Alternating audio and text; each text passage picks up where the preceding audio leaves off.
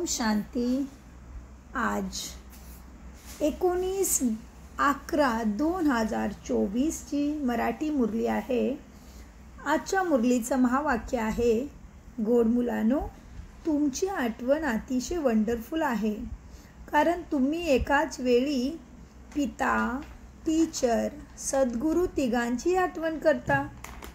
प्रश्न: कोणत्याही मुलाला माया जेव्हा अहंकारी बनवते तेव्हा ते कोणत्या गोष्टीच्या बाबतीत डोंट केअर म्हणजे दुर्लक्ष करतात? उत्तर: अहंकारी मुले देह अभिमानामध्ये येऊन मुरलीकडे दुर्लक्ष करतात। एक म्हण आहे ना, चूहे को हल्दी की घाट मिली, समजा मैं पसारी हूँ। असे खूप जण आहेत जे मुरलीच वाचत नाहीत, म्हणतात आमचं तर डायरेक्ट शिवबाबाशी कनेक्शन आहे। बाबा म्हणतात मुलांनो, मुरलीमध्ये तर नवीन नवीन गोष्टी रोज येत असतात, त्यामुळे मुरली कधीच चुकवू नका, यावर नीट लक्ष द्या, म्हणजेच मुरली रोज ऐकली पाहिजे। बाबा मुरलीमध्येच श्रेष्ठ सद्गतीची भाग्याची शिक्षा देत असतात। धारणेसाठी मुख्य सार: विनाशी नशेला सोडून अलौकिक नशा असू द्या की आता आम्ही वर्थ नॉट पेनीपासून वर्थ पाऊंड म्हणजे कवडी तुल्यपासून हिरे तुल्य बनत आहोत। स्वयं भगवान आम्हाला शिकवत आहेत, आमचे शिक्षण असामान्य आहे। 2.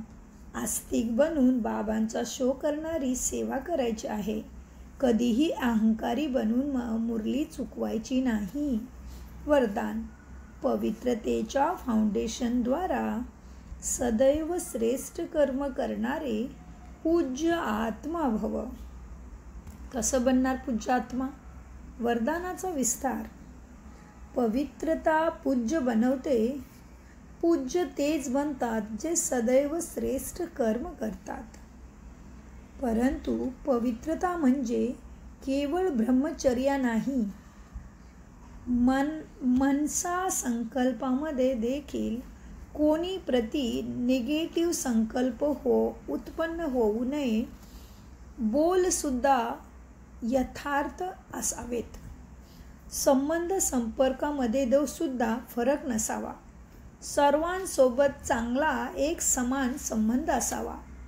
मनसा वाचा कर्मणा कोणत्याही बाबतीत पवित्रता खंडित होऊ नये, तेव्हा म्हटलं जाईल पूज्य आत्मा आणि मी परमपूज्य आत्मा आहे। ह्याच आठवणीमध्ये, ह्याच स्मृतीने पवित्रतेचे फाउंडेशन मजबूत बनवा। बोधवाक्य: सदैव याच अलौकिक नशेमध्ये राहा। वहाँ रे मैं तर नॅचरली मनाने आणि तनाने आनंदामध्ये डान्स करत राहाल। ओम शांती, ओम शांती, ओम शांती। गोड गोड बाबांचं खूप खूप आभार फरिश्ता।